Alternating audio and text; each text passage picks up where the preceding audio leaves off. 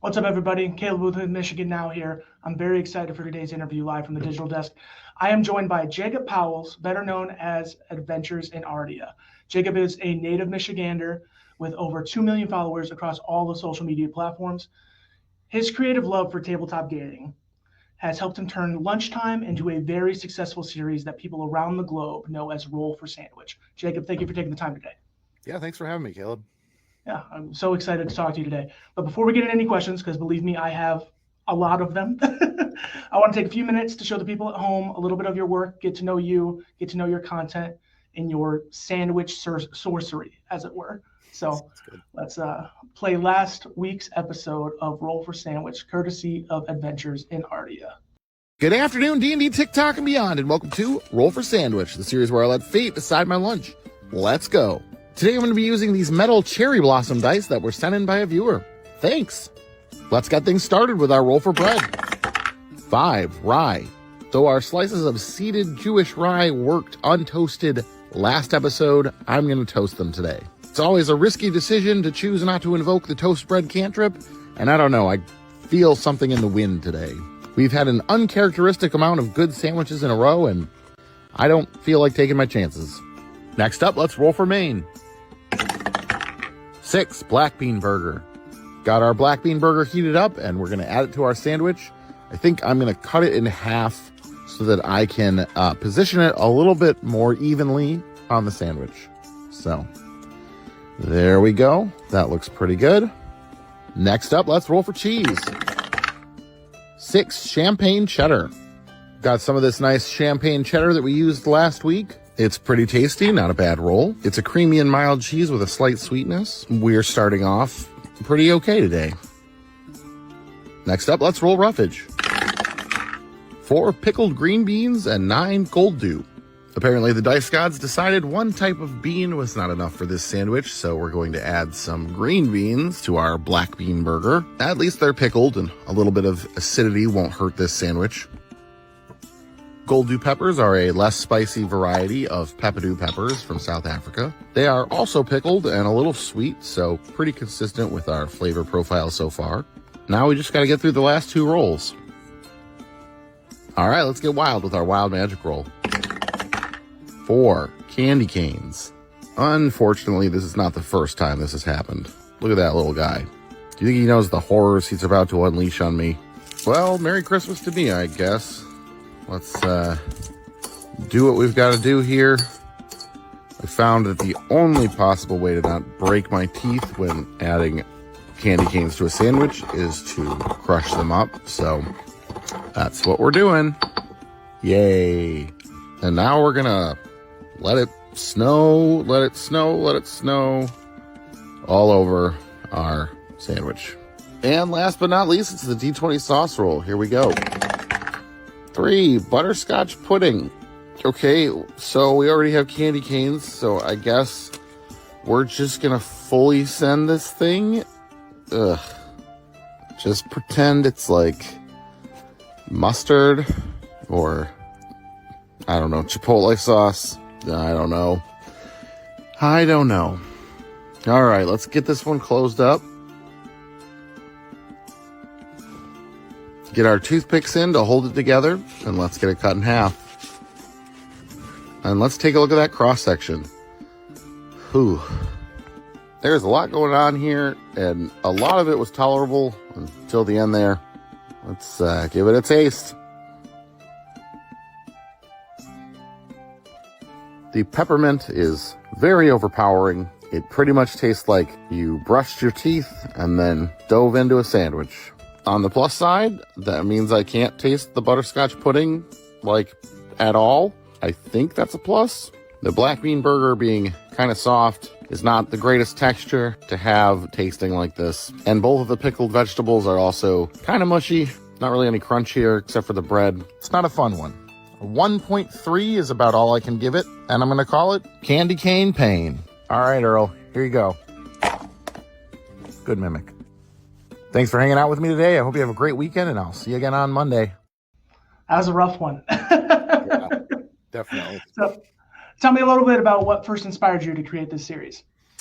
Well, I was just started my TikTok was focused on D&D, and I in D&D often when you're DMing or setting up things, you'll use random tables to create encounters and things like that. You might roll on a table of different monsters to pick a monster for people to fight. And so I was doing that kind of stuff behind the scenes and was trying to think of something fun to put onto my channel. And I was also a stay-at-home dad at the time. So there were only certain times when I could film. And one of the best times to film was when my toddler was in her high chair eating lunch. And so I had just gone to the store. I had a bunch of stuff. She was, contained. And I was like, maybe I'll just randomize my lunch today and put that up and see, it'll be a fun video. And I didn't think it was going to change the rest of my life, but from the first video, it took off. So then I did it again the next day.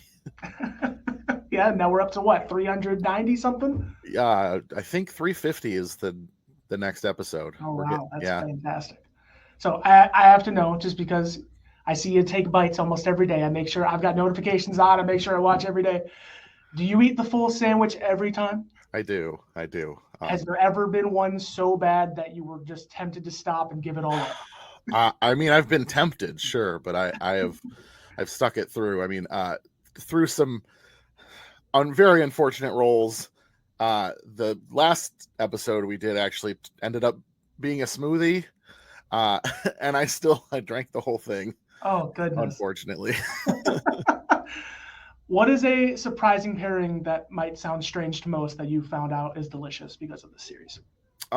Well, I would say that I think the way that we as Americans perceive peanut butter is very limiting. Like, we think of peanut butter goes with sweet things like peanut butter and jelly, but if you think about other cuisines and how they use peanut, like Thai food, you have like a peanut sauce that's spicy, that's savory. So I found that peanut butter goes with way more things than you would think. Like peanut butter and pickles, good. Peanut butter and like spicy things, like peanut butter goes well with meat. Peanut butter is very versatile. I love a peanut butter burger. yeah, there you go. So you and me are in the minority of a conversation across the world that I have to agree with you with very strongly. What is it about ketchup that you despise so much? Because it is also my least favorite condiment on the planet. I mean, here's the thing about ketchup. Like, it's fine. I feel like in every situation there is a better sauce you could use, though. I agree. Like, it's like, why reach for ketchup when you could reach for barbecue sauce or hot sauce? Or there's so many things where it's like, there is something that fits the same situation as ketchup that is better than ketchup. So full-heartedly agree. A lot of creators have been inspired by you, rolling for pizza, popcorn, cereal, salads, soda, a whole bunch of things. What does it mean to you that you have given inspiration to so many others and helped them build their own platforms? I mean, it's crazy. I remember when they first started popping up and I was like, oh, this is cool. And then now it's to the point where I cannot keep them all straight. Like, they've been really nice in that they all tag me in it, but that means that I don't know which ones most people actually know because I get tagged in all of them. Like, if they get no views, I still get tagged in it. So I see all of them, and there are too many to count at this point. But it's super cool to see just like people taking it, making their own. Just to be like an inspiration to people is cool. So of course. You mentioned earlier in this interview that when you started the series that you were a stay-at-home dad at the time, and it was you and your toddler sitting down for lunch. How have you balanced the very stressful, I'm sure, days of being a daily content creator as well as fatherhood and your other daily responsibilities? How have you balanced all that? I mean, it's been a lot. Like, it's been hard. I couldn't have done it without my wife for sure. She's been very self-sacrificial and just helping us tackle this as a team. When I started this, we had one kid. Now we have two, so that it's been even more to manage, but it's good. And this has become, throwing a funny video up on the internet to a full-time job.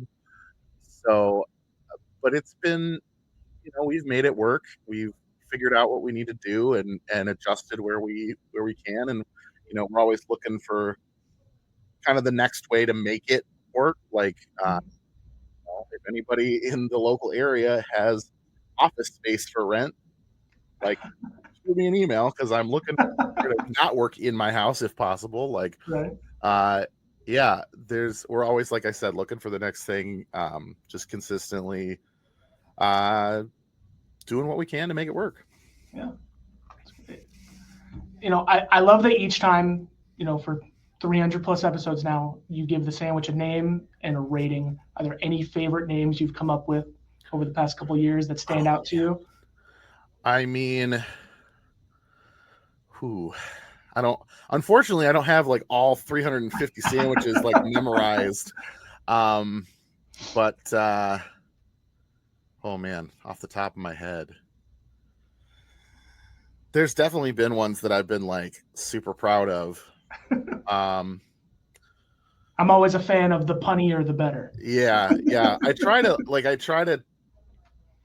That's honestly the longest part of making an episode of Roll for Sandwich is coming up with the name. I bet. Though, I mean, one I can think of off the top of my head it's pretty specific, but I did a partnership with Brotherwise Games, who are putting out a tabletop game based on Brandon Sanderson's works, which he's a fantasy author. And one of the things in his universe is that like a bunch of the creatures are like crabs or crab adjacent. And I just so happened to roll whole crabs, like whole little crabs in the shell on that sandwich as a complete as a complete coincidence. But there's actually a name for those little crabs in his universe. They're called kremlings. So I got to call that sandwich the kremling. And that was satisfying for me personally as a fan of his work and of that kind of stuff in general. So that was fun. That's cool. What advice would you give to people that may want to start content creating but are nervous to get started? It can be very daunting in the beginning. I mean, it's hard, I would say. I mean, there's no like guaranteed way to make it. It takes a little bit of luck, but I would say it's not sustainable if you don't enjoy it. Like if you're just doing it to try and like have income or something like that, like it's not gonna be fun. It's gonna hurt you in the end, honestly. Like if it's something that's fun and you enjoy it, like then it's worth it, because if you still like at the end of the day, you're like, I had fun, even if like not that many people watched my content, you know? Yeah. I feel like that's the place you have to be in order to have it work when you do succeed. Like it's clear that when passion is there, the content is there. Because I mean, if I didn't like what I was doing here, I would have burned out so long ago. Because it doesn't like you get fun like opportunities and stuff like that, but like it's not all sunshine and roses. Like I'm sure it gets to the point where you're like, this is dumb. But I do really enjoy it, so that brings me back. Good. That's good. What does it feel to have so many fans supporting you that you've had to open a PO box and people are sending you items from around the world, including some really unique and awesome dice that I've been quite jealous of from time to time? Are there any favorite items that stand out to you? Oh yeah, I mean, I've had several like dice makers like make me like bespoke sets of dice. Some more interesting than others. One of them included. She says they were fake human teeth. I hope. I mean, I trust her, but I've used that for some Halloween episodes in the past. But like people will send me like they've like crocheted like big dice, or I had actually another series on TikTok, Roll for Puppet, make me a puppet of a sandwich, which was really cool. Anything that people make stuff all the time, handmade stuff, or send me, like you said, cool ingredients. It's insane. Like I went to Iceland not that long ago, and I just threw up a video. I'm like, well, if there's anybody there that cares about my content, we can do like a meet and greet, and that'd be cool. And there were like over 50 people there. And Wow. I've never been to Iceland before. Like, I was like, I have no idea if I even have enough people that want to come see me. And the room was full. It was a great event. So like being able to do that, to like have people from, all the way across an ocean, places that Right. I've never been to, that like consistently watch my content and keep up with me is insane. You have to buy a lot of food Yes. to make this series plausible and interesting every single time. Have you ever run into food expiring and going to waste, or have you ever rolled an item that you then found out was expired and had to eat it anyway? I try really, really hard not to waste food. If I'm buying stuff, I'm trying to manage, like, I I will that's why I keep my lists to a certain amount. Like, people ask me like, why don't I roll a d20 for every single thing? And it's like, that would require me to have 20 different cheeses in my house. Oh And I man, can't eat 20 different cheeses before they go bad. you're going to go up to 4 to 5 slices of sandwich. Yeah. So but like, I'll buy things that are pickled, or things that have long shelf life, or keep things on the list that I'm trying to make sure get used until they get rolled, things like that. I would say that for the most part, I've been pretty good at avoiding having to throw things away. If things are starting to get close, I'll like put them up on like a buy nothing group or something like that. Like, hey, is there anybody who wants to come get this free food? Stuff like that. Try to make sure it gets used however I can. There's been stuff that I've ordered that has arrived bad. But luckily I haven't eaten anything that has arrived bad, to my knowledge. That's been pretty apparent when I get it, that it's not meant to be used. I don't think I've eaten anything spoiled yet. So that's good. Sometimes the dice spoil your sandwich anyway, so we don't need that. Yeah. So I mean this with absolutely zero shade thrown. But you are the first person in my life, and maybe I'm just not in the know, that I've seen freeze bread. Is that something common that has passed down through your family? That's just something that or is this something because of the show? I know my parents do it. Like, it doesn't seem weird to me. Especially like, so bread only lasts for, like a week. And so if it's getting towards the end of the week and it looks like we're not going to use it, I toss it in the freezer, and it's honestly like, doesn't seem any different when you thaw it. Like, you can just put a couple slices on the counter and leave them for a little bit, and they'll be normal. Or you can just toss them in the toaster if you're not wanting to wait for them to thaw. Yeah, because of this, I've started freezing like onion buns and different things that I never would have thought to do that in my life. So you taught me something. There you go. So wrapping up here, your success has allowed you to partner with many other creators across multiple platforms. One of my favorite creators that you've partnered with being Sir Superhero, that you got to play the campaign minor infractions. Yes. Tell us a little bit about what it's been like to collab with so many others, and really build a community. I mean, super, super cool. That's one thing that, like, I hope that TikTok doesn't go away. There's the possibility that it's being banned next month, and I have not experienced another platform that has been such a community as TikTok has. And it's led to some really cool things. Like you said, getting to play D&D online with people has been super cool. Speaking of Sir Superhero, we just recorded another D&D series together, so that'll be coming out in the coming month. You want to slide him my contact? I'd love to have him on next. But yeah, it's been super cool and I've met so many people through it. People that, like I said, even if TikTok goes away, I will still have those relationships. So It's great. It's been able to build through this content that you've created for so many people across the world. So I really appreciate the time today, Jacob. Thank you so much for joining us. Please give us a plug. Where can we find you? Rollforsandwich.com will take you to all of my socials, TikTok, and all of the other ones in case TikTok isn't here anymore. So, but yeah, follow me everywhere that you want to follow me, and see me make some good sandwiches and some not so good sandwiches. Awesome. Well, thank you. Thank you for joining us. I really appreciate it. Absolutely. Thanks for having me.